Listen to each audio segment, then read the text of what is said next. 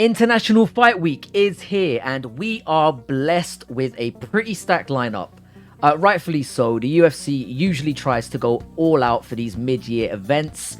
Less of the banter here and messing around in this one. I do want to get through all the fights and keep this down to around 10 minutes. So let's get straight into the action. Oh my god, this is a tough one.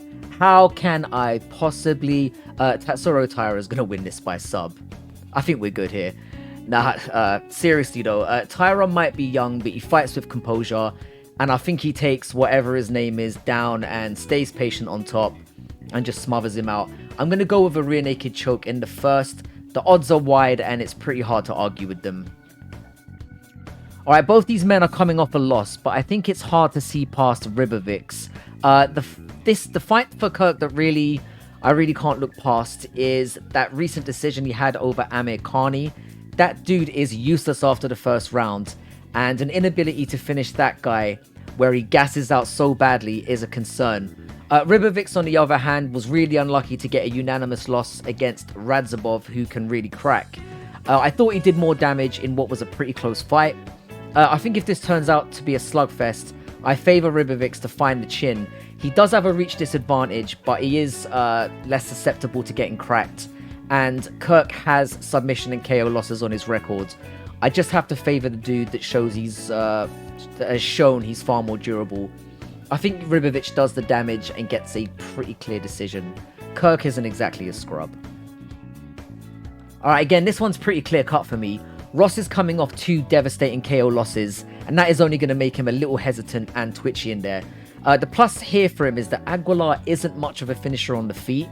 He usually relies on precision and takedowns to find decent positions on the ground and go for a sub. Regardless of this, Ross's loss to Ersog by sub kind of stands out for me in this one. I believe that Aguilar is actually better on the ground than Erseg, and I think he's going to find the back at some point or potentially latch up a limb. I think Ross is going to try and be more active, and he's going to get caught swinging wildly by a counter shot, which Aguilar is really excellent and precise with, and I think this is going to end up being on the ground. I see Aguilar getting a sub. I'm going to say in the second round. He's faster and generally more skilled.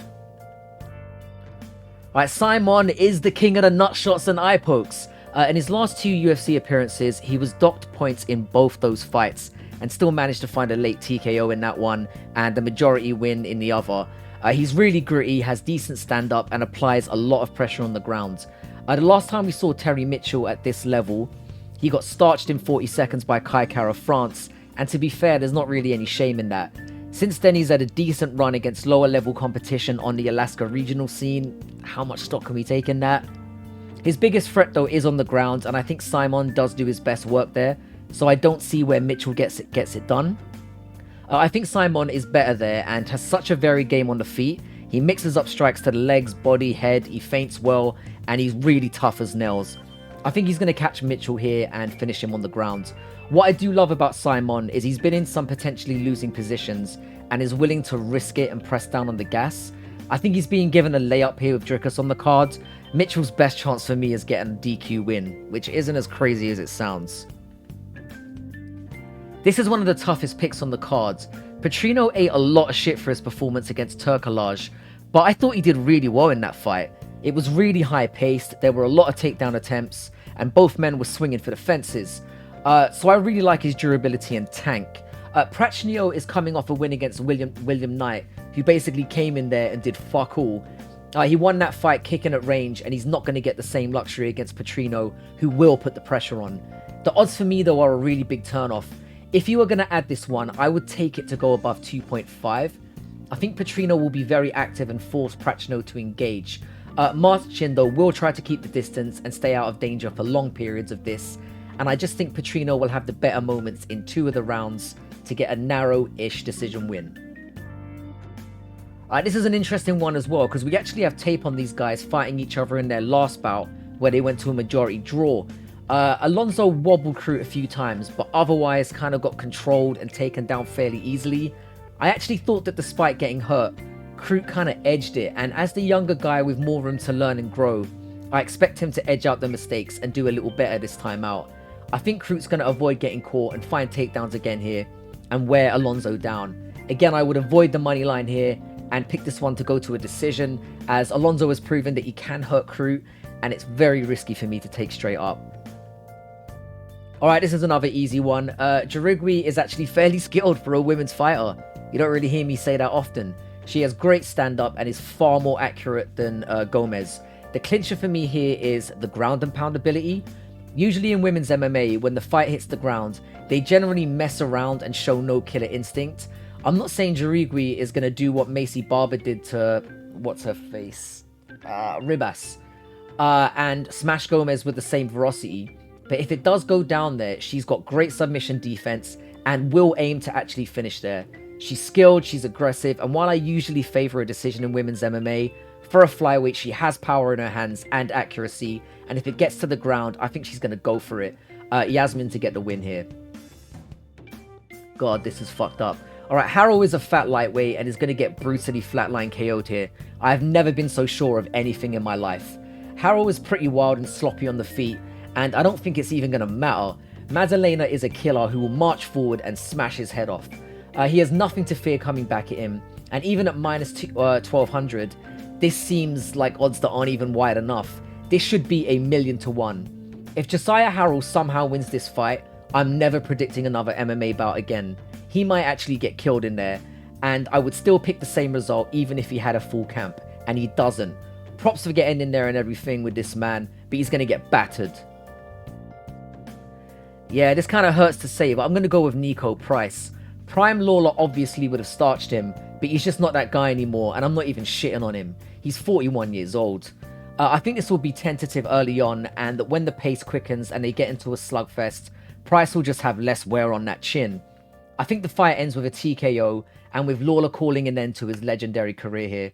Would love to see him get a last win, but I think he's at the end. I'm going to go with Lawler going out on his shield in the later rounds in what should be a pretty fun slugfest.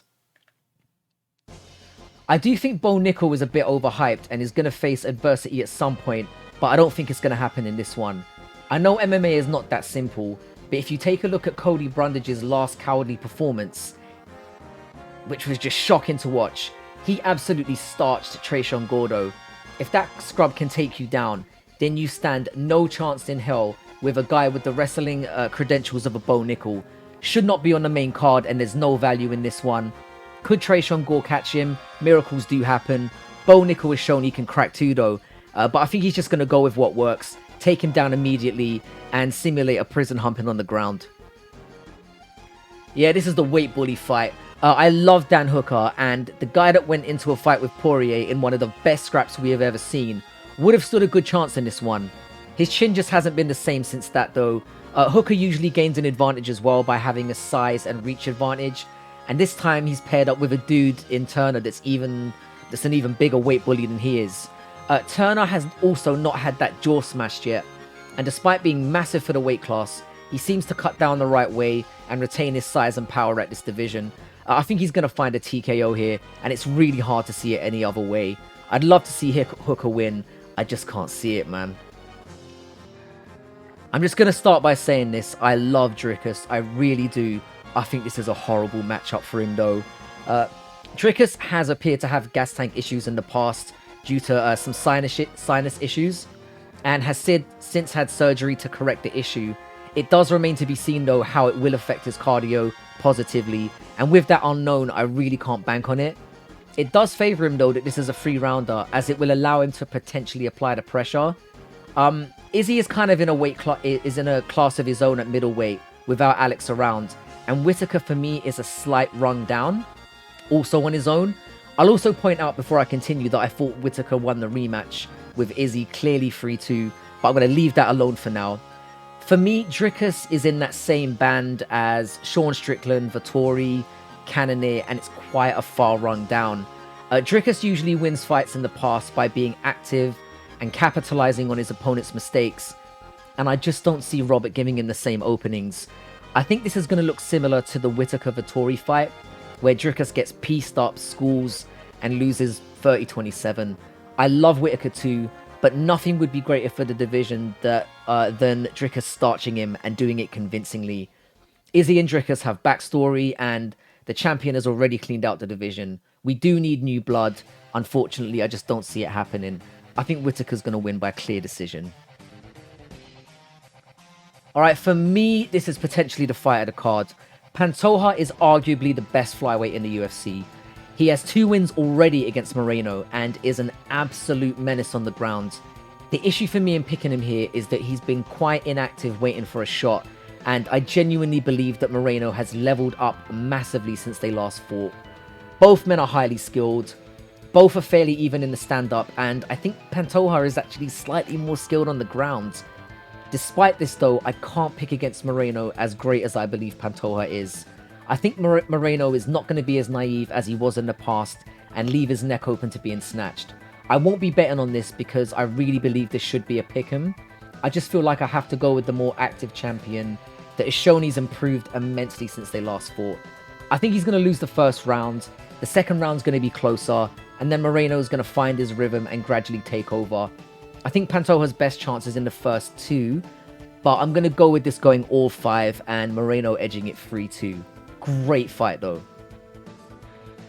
This one has danger written all over it. Yair is one of the most creative strikers in the game, and he can just hit you with shit that you aren't expecting. Problem for me is that he usually carries a decent reach advantage to find the chin, and he's not going to have this in this one. While he does carry a real threat, for me the difference here is going to be the fight IQ. Not only is Volk outstanding everywhere and with a granite chin, but he leaves no stone unturned in his preparation, and his ability to adjust on the fly is just elite. He's on my GOAT mountain for a reason, check the banner, and while I recognize the threat that Yair poses, I can't look past a man that I believe will go down as one of the greatest pound for pound fighters to ever do it when he's all said and done.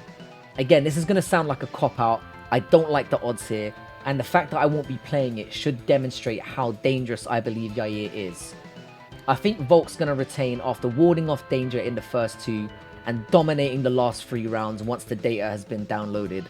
I'm going to go for a lopsided decision for the champion with some 10-8s in the mix. Alright, so just a reminder for those people who are tuning in for the first time, I have a record of 164.80 this year.